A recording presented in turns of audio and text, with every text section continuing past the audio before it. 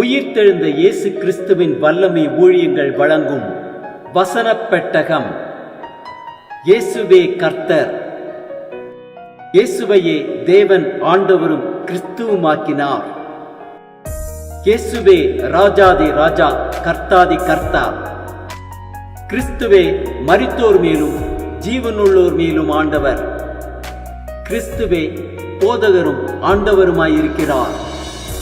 வசனப் பெட்டகத்தின் இன்றைய தின கருப்பொருள் இருதயம். பாகம் 2. இருதயத்தில் சுத்தமுள்ளவர்கள் பாக்கியவான்கள், அவர்கள் தேவனை தரிசிப்பார்கள். இருதயத்தை குறித்ததான வேத வசனங்களை பார்க்கலாம். ஆதியாகமம் 6:5-6 வாசிக்கிறோம். மனுஷனுடைய அக்கிரமம் பூமியிலே பெருகினது என்றும் அவன் இருதயத்தின் நினைவுகளின் தோற்றமெல்லாம் நித்தமும் பொல்லாதது என்று கர்த்தர் கண்டு தாம் பூமியிலே மனுஷனை உண்டாக்கினதற்காக கர்த்தர் மனஸ்தாபப்பட்டார். அது அவர் இருதயத்துக்கு விசனமாயிருந்தது. ஆதியாகமம் 8:21 வாசிக்கிறோம். சுகந்த வாசனையை கர்த்தர் முகர்ந்தார். அப்பொழுது கர்த்தர், இனி நான் மனுஷ நிமித்தம் பூமியை சபிப்பதில்லை. மனுஷனுடைய இருதயத்தின் நினைவுகள் அவன் சிறு வயது தொடங்கி பொல்லாததாயிருக்கிறது. நான் இப்பொழுது செய்தது போல இனி சகல ஜீவன்களின் சங்கரிப்பதில்லை. மத்தேயு 12:34-35 வாசிக்கிறோம். இருதயத்தின் நினைவினால் வாய் பேசும். நல்ல மனுஷன் இருதயமாகிய நல்ல பொக்கிஷத்திலிருந்து நல்லவைகளை எடுத்து காட்டுகிறான். பொல்லாத மனுஷன் பொல்லாத பொக்கிஷத்திலிருந்து பொல்லாதவைகளை எடுத்து காட்டுகிறான். மத்தேயு 15:8 வாசிக்கிறோம். இந்த ஜனங்கள் தங்கள் வாயினால் என்னிடத்தில் சேர்ந்து தங்கள் உதடுகளினால் என்னை கனப்பண்ணுகிறார்கள், அவர்கள் இருதயமோ எனக்கு தூரமாய் விலகி இருக்கிறது. மத்தேயு 15:18-19 வாசிக்கிறோம். வாயிலிருந்து புறப்படுகிறவைகள் இருதயத்திலிருந்து புறப்பட்டு வரும், அவைகளை மனுஷனை தீட்டுப்படுத்தும். எப்படி எனில் இருதயத்திலிருந்து பொல்லாத சிந்தனைகளும் கொலைபாதகங்களும் விபச்சாரங்களும் வேசித்தனங்களும் களவுகளும் பொய் சாட்சிகளும் தூஷணங்களும் புறப்பட்டு வரும். லூக்கா 8:15 வாசிக்கிறோம். நல்ல நிலத்தில் விதைக்கப்பட்டவர்கள் வசனத்தை கேட்டு அதை உண்மையும் நன்மையுமான இருதயத்திலே காத்து பொறுமையுடனே பலன் கொடுக்கிறவர்களாய் இருக்கிறார்கள். லூக்கா 16:15 வாசிக்கிறோம்.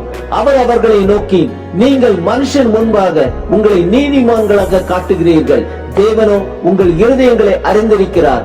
மனுஷருக்குள்ளே மேன்மையாக எண்ணப்படுகிறது தேவனுக்கு முன்பாக அருவருப்பாயிருக்கிறது. அப்போஸ்தலர் 4:32 வாசிக்கிறோம்.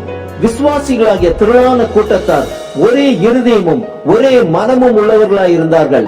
ஒருவனாகிலும் தனக்குள்ளவைகளில் ஒன்றையும் தன்னுடையதென்று சொல்லவில்லை, சகலமும் அவர்களுக்கு பொதுவாய் இருந்தது. அப்போஸ்தலர் 7:51 வாசிக்கிறோம். வணங்கா கழுத்துள்ளவர்களே, இருதயத்திலும் செவிகளிலும் விருத்த சேதனம் பெறாதவர்களே, உங்கள் பிதாக்களைப் போல நீங்களும் பரிசுத்த ஆவிக்கு எப்பொழுதும் எதிர்த்து நிற்கிறீர்கள். அப்போஸ்தலர் 13:22 வாசிக்கிறோம். பின்பு அவர் அவனை தள்ளி தாவீதை அவர்களுக்கு ராஜாவாக ஏற்படுத்தி, ஈசாயின் குமாரனாகிய தாவீதை என் இருதயத்துக்கு ஏற்றவனாக கண்டேன், எனக்கு சித்தமானவைகளை எல்லாம் அவன் செய்வான் என்று அவனை குறித்து சாட்சியம் கொடுத்தார். அப்போஸ்தலர் 15:8 வாசிக்கிறோம். இருதயங்களை அறிந்திருக்கிற தேவன் நமக்கு பரிசுத்த ஆவியை தந்தருளினது போல அவர்களுக்கும் தந்தருளி அவர்களை குறித்து சாட்சி கொடுத்தார். ரோமர் 5:5 வாசிக்கிறோம். மேலும் நமக்கு அருளப்பட்ட பரிசுத்த ஆவியினாலே தேவ அன்பு நம்முடைய இருதயங்களில் ஊற்றப்பட்டிருக்கிறபடியால் அந்த நம்பிக்கை நம்மை வெட்கப்படுத்தாது. ரோமர் 8:27 வாசிக்கிறோம். ஆவியானவர் தேவனுடைய சித்தத்தின்படியே பரிசுத்தவான்களுக்காக வேண்டுதல் செய்கிறபடியால் இருதயங்களை ஆராய்ந்து பார்க்கிறவர் ஆவியின் சிந்தை என்னதென்று அறிவார். ரோமர் 10:9-10 வாசிக்கிறோம்.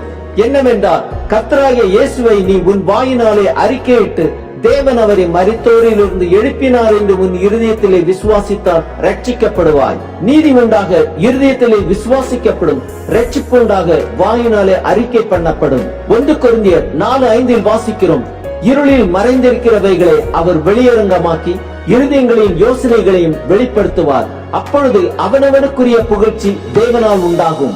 2 கொரிந்தியர் 1:22 வாசிக்கிறோம். அவர் நம்மை முத்திரித்து நம்முடைய இருதயங்களில் ஆவியனும் அச்சாரத்தையும் கொடுத்திருக்கிறார். ஆம், இருதயத்தில் சுத்தமுள்ளவர்கள் பாக்கியவான்கள், அவர்கள் தேவனை தரிசிப்பார்கள். இருதயங்களை ஆராய்ந்து பார்க்கிறவர் இருதயங்களின் யோசனைகளையும் வெளிப்படுத்துவார். அப்பொழுது அவனவனுக்குரிய புகழ்ச்சி தேவனால் உண்டாகும்.